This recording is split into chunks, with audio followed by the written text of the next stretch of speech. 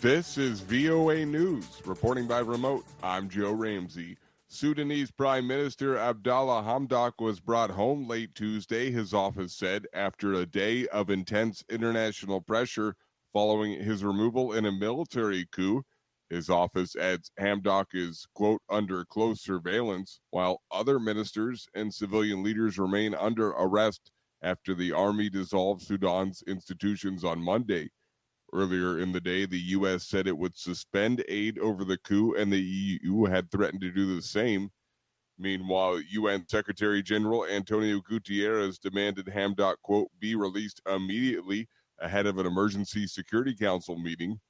The coup comes just over 2 years into a delicate power-sharing arrangement between the military and civilians after the army's ousting during enormous street protests in April 2019 of longtime autocrat Omar al-Bashir.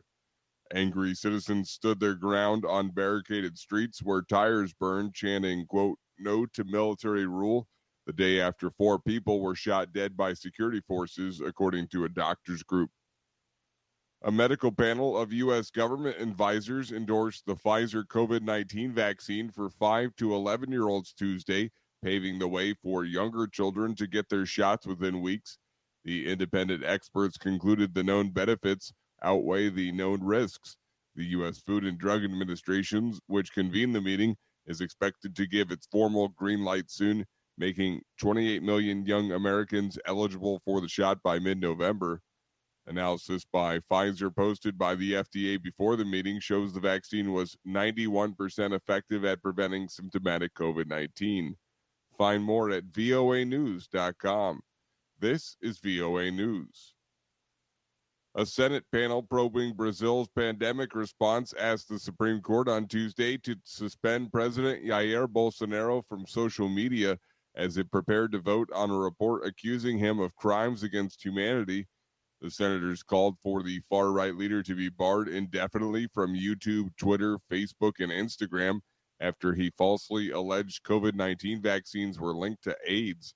The lawmakers said in a court filing signed by the 11 members panel deputy chair, quote, we can no longer tolerate this type of behavior. The request came as the Senate Commission, which has spent the past 6 months investigating the government's pandemic response, prepared to vote on a final report that recommends the president face criminal charges for downplaying COVID-19 and flouting expert advice on containing it. The committee does not have the power to bring charges itself and is unlikely the Attorney General or lower house speaker, both Bolsonaro allies, will open criminal or impeachment proceedings. Haiti's streets were unusually quiet on Tuesday and gas stations remained dry as gangs blocked the entrance to ports that hold fuel stores, and the country's main gang boss demanded that Prime Minister Ariel Henry resign. Days-long fuel shortages have left Haitians with few transport options and forced the closure of some businesses. Hospitals, which rely on diesel generators to ensure electricity due to constant blackouts, may shut down as well. The situation has put further pressure on a population already struggling under a weakening economy and a wave of gang kidnappings, including the abduction earlier this month of a group of Canadian and American missionaries. Gangs have taken on an increasingly political role following the July assassination of President Jovenel Moise. And Ukraine's health minister urged more people to get their COVID-19 shots as coronavirus deaths hit a daily record of 734 on Tuesday, with hospitalizations up more than a fifth on the previous week. One of Europe's poorest countries, Ukraine fell behind in the race for vaccine supplies this year, and so far only around 7 million in a population of 41 million are fully vaccinated. It's one of several countries in former communist Eastern Europe where vaccination rates are the continent's lowest, now experiencing a record-setting wave of infections with some of the highest death rates in the world. In a bid to combat vaccine hesitancy, Ukraine has made vaccines mandatory for some government employees, such as teachers. The unvaccinated face restrictions on access to restaurants, sports, and other public events.